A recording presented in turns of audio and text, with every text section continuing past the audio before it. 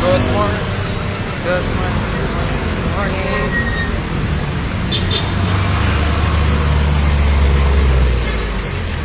Welcome no, to our online Facebook Live.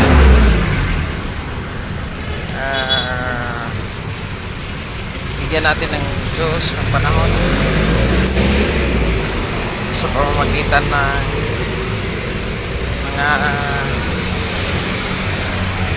salita ng Diyos sa ating buhay, sapagkat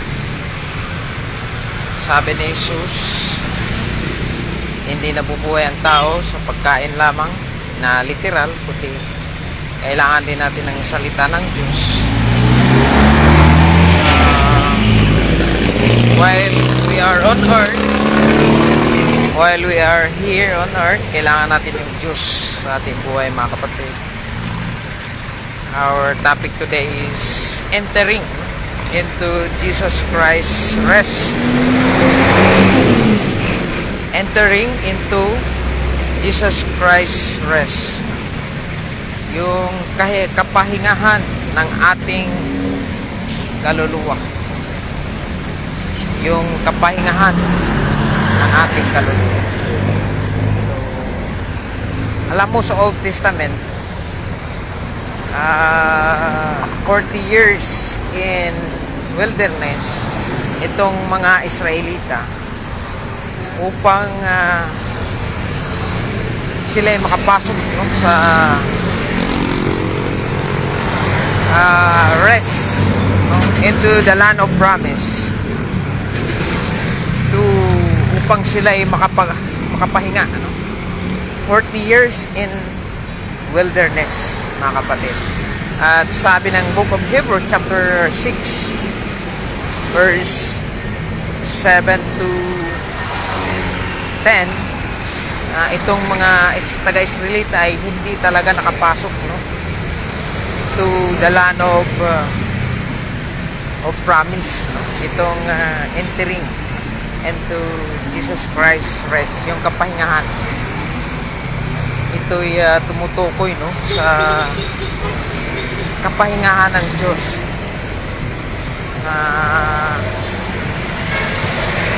Hindi sila nakapasok doon, no, sa yung kapahingahan ng Diyos. So ang nangyari, binibigyan tayo ng panahon sa mga hintil, no, dahil itong mga Jew ay hindi sila nakapasok doon sa kapahingahan, the Sabbath of the Lord. And yung Sabbath na yun sa Old Testament is our Lord Jesus Christ, the true rest, no? And the Israelite was not enter into that rest. So nagbigay ang Panginoon ng chance to the Gentiles out of 12 tribes of Israel. Tayo yun, no? Yung mga hindi kasali sa 12 tribe of Israel. Sabi ng John 1:11, Jesus Christ come to them and they will not receive the Lord Jesus Christ. Kaya we are given a chance to enter to that rest, to that Sabbath. Yung Sabbath kasi hindi po yun araw, kundi ito po'y nagpatungkol sa ating Panginoong Hesus. Kapag basahin mo yung Book of Hebrew, it is pointing to the Lord Jesus Christ, mga kapatid. Sabi ng Hebrews na ito ngang mga taga-Israelita ay hindi nakapasok sa kapahingahan ng Diyos. Remember, God in that Sabbath, God's rest, no? So nagpahinga ang Diyos sa ikapitong araw, no? And hallow it. So itong kapahingahan ng Diyos ay hindi po ito literal na araw, kundi ito po ay pumapatungkol, no, sa ating Panginoong Hesus. Alam nyo yung Old Testament is all about pointing to the Lord Jesus Christ. When we talk about the sacrifice of the lamb, yung pagsakripisyo ng lamb or sheep, no, doon sa altar, upang sa kapanahonan ng Old Testament, upang mapawalang sala ang kanilang kasalanan, ay mag-alay sila ng isang tupa doon sa altar upang mapawalang sala ang kanilang kasalanan. Okay? So, once na mag-offer sila, mag-alay sila doon sa altar, yung sheep na yon, yung tupa na yon, ay magpawalang sala, no, sa kasalanan ng isang taong ito. And he will walk with the newness of life, with the righteousness of that lamb, of that tupa, no, mga kapatid. So he walked with the newness of life. So yung tupa na yon, it is pointing to the Lord Jesus Christ, that He is the Lamb of God that will take away the sin of the world. Itong tupa na ito, itong sheep na ito na si Panginoong Hesus, ay magbigay nga ng kaligtasan sa mundo, mga kapatid, itong si Jesus. So the sheep is pointing to the Lord Jesus Christ. Now, at sa panahon naman ni Moises, mga kapatid, nung makasalanan ng tao sa panahon ni Moises, the Lord, the God of heaven and earth, nagalit ang Diyos.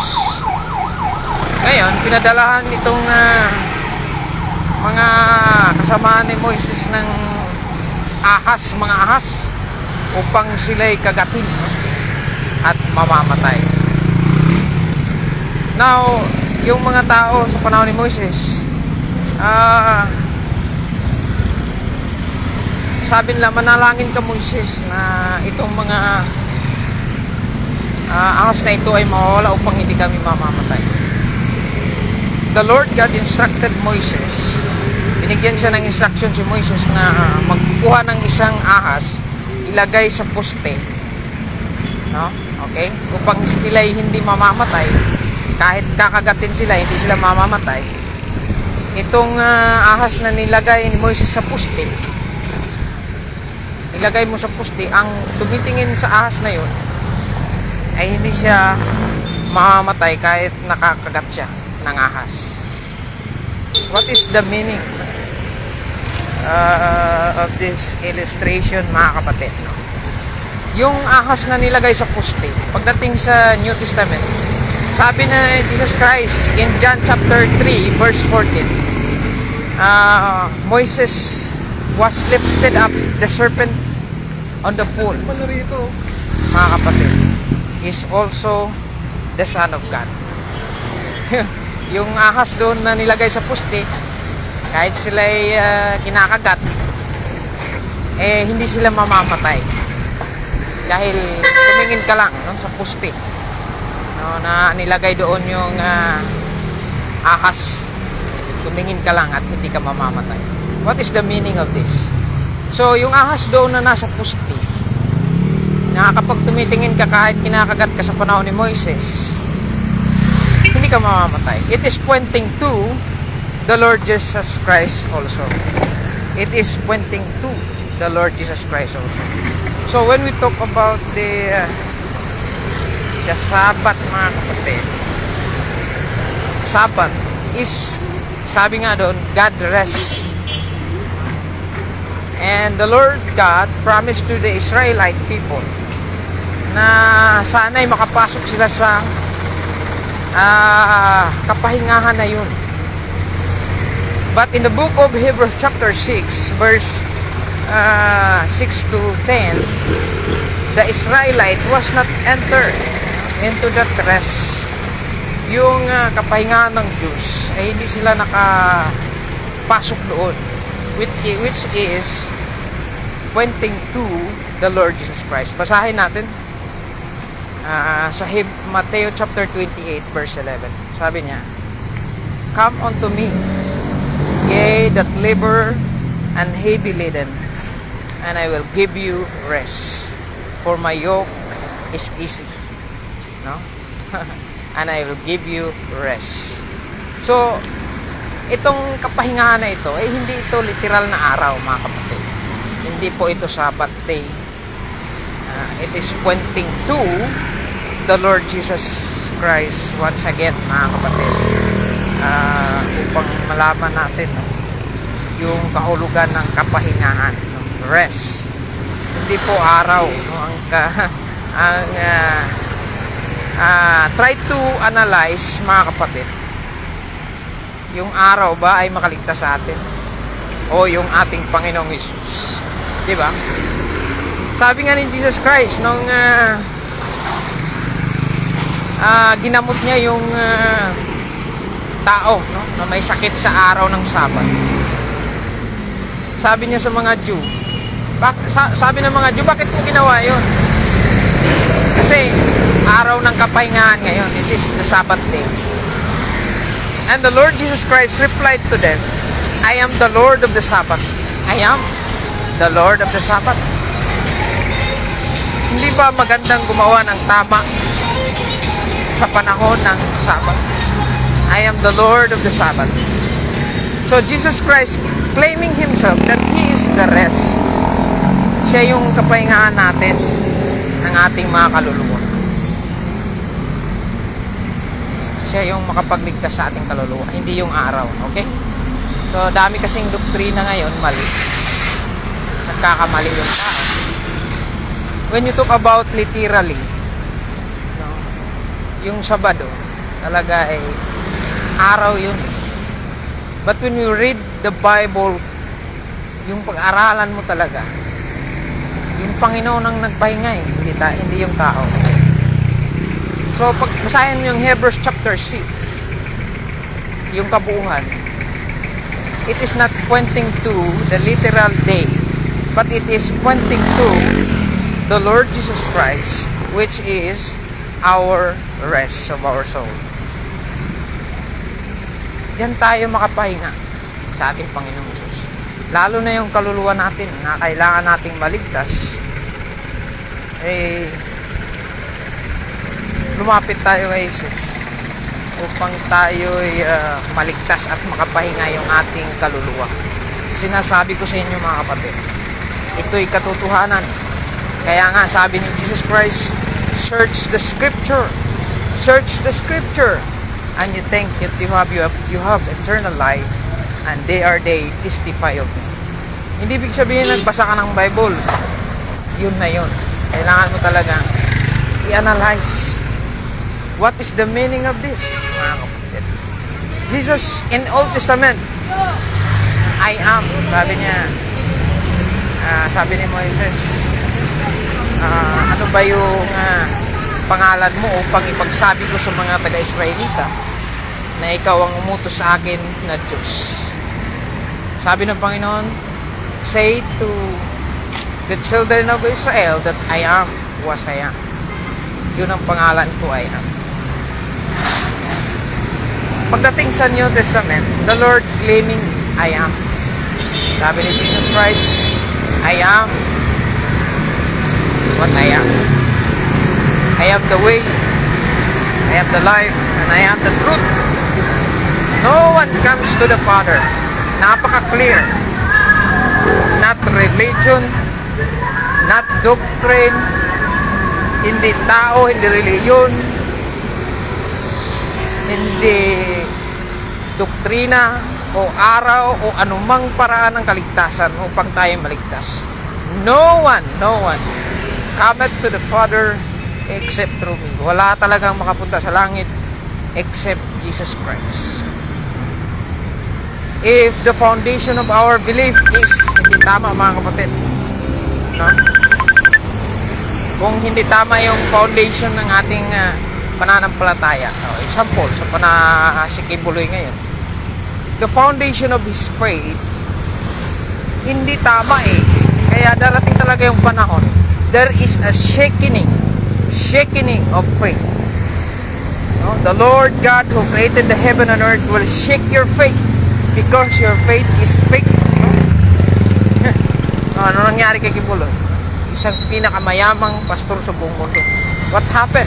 Because the foundation of his belief is not the Lord Jesus Christ, because he claiming himself as the Son of God.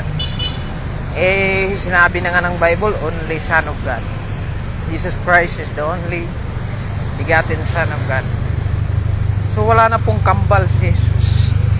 Hindi niya kambal si Kibuloy. Now, napakarami pa rin na-deceive because of ignorance of God's righteousness and ignorance of God's Word, mga kapatid. Kaya nga mag-aral tayo ng Bible. Laliman natin. At sabi naman ni Jesus na kapag nagbasa po tayo ng Bible, even we are without a teacher, the Holy Spirit Himself will teach us in the truth about the Lord Jesus Christ. Kaya, mga kapatid, this is the day of salvation. The Lord Jesus Christ is the salvation of the humanity on earth. No one, hindi pamamaraan ng tao, hindi perang makaligtas sa atin. All of these things will pass away, but the Word of God will remain until the end of the world. So alam nyo yung napakalaga ng kaligtasan ng tao. Kasi itong pinaniniwalaan natin, nandito lang sa mundo ito, yung mayaman, wala naman, hindi mo naman masama yung mayaman. Kapag yung paniniwala mo ay dito lang sa mundo, eh may buhay pa sa kabila. Kailangan natin maghanda, lalo na yung pagbabalik ni Jesus. Eh kailangan natin maghanda, mga kapatid, sa kanyang pagbabalik. Yun lang, yung napakasimple paraan, mga kapatid. Romans chapter 10 verse 9 to 10. Thou confess the Lord Jesus with thy mouth, with thy heart, that He is died and rose again, thou shalt be saved. Or with the man believeth, and with the heart confession is made to salvation. So, maliligtas po tayo, mga kapatid, sa pamamagitan ng ating paniniwala sa ating Panginoong Jesus. And we are the followers, the prepared followers of the Lord Jesus Christ. Mabuhay po tayong lahat sa araw na ito. God bless, God bless. This is Brother Joe Marituba preaching to prepare ourselves for the coming of Jesus Christ. God bless, God bless. God bless, God bless. Thank you, thank you.